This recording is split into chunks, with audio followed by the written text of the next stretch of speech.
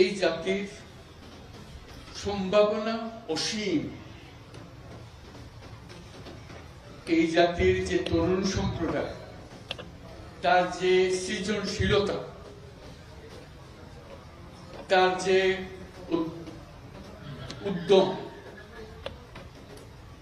অন্য জাতির তুলনায় অনেক অনেক বেশি। এতটুকু জায়গার মধ্যে আমরা 17 কোটি মানুষ থাকি।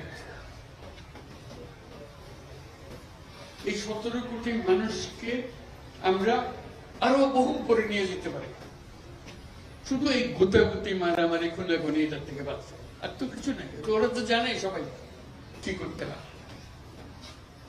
কাজে অন্যরা কি মনে করলো সেটা দুঃখ পাচ্ছে। এটা বড় কথা হলো, বড় কথা হলো যে আমরা নিজেদেরকে কি করতে চাই, আমাদের স্বপ্নটাকে, আমাদের স্বপ্ন আমরা বাস্তবায়ন করব। এবং আমাদের স্বপ্ন বাস্তব, আমাদের যে স্বপ্ন, আমাদের যে ক্ষমতা, এটা যদি আমরা করি, পৃথিবীর মানুষ এমনি ভাবাবে। পৃথিবীর বহু দেশে তো যাই, দেখি এর চাইতে ঘনিষ্ঠ একটা জাতি, পরিবারভুক্ত জাতি খুব কম দেশে আছে। দুঃখের মধ্যে কাজে আপনি যেটা যদি পরিষ্কার না করেন আর যাবেন কোথায়, আবার বর্বরতার মধ্যে থেকে গেল।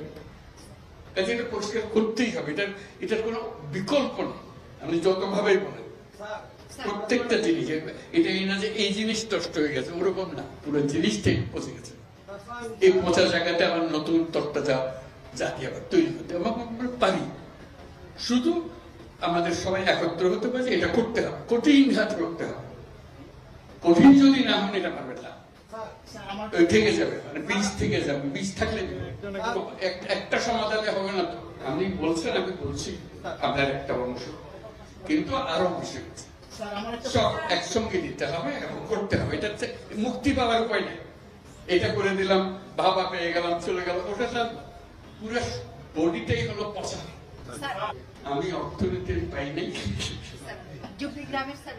আমি শান্তির জন্য ওইটা করতে হবে। যেগুলো করছেন এগুলো অনেকগুলো বিষয় আছে, একসঙ্গে বসতে হবে, করতে হবে। সব লড়পট অবস্থা করতে আছে, কোনোটাই শীঘ্র চলে যায়। কাজে ওটাকে ঠিক করা এবং সবাইকে সমর্থন দিতে হবে।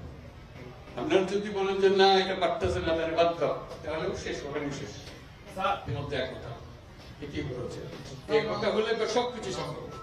ঐক্যটা সবাই এগিয়ে থাকবে। আমি কর্মসংস্থান সরকার করে দেবো এটার কথা বলতেছি না। আমার কথাটা হলো আমরা চাকরি চাই না, আমরা চাকরি প্রার্থী নই, আমরা চাকরির দাতা প্রত্যেক। কাজে সেই জিনিস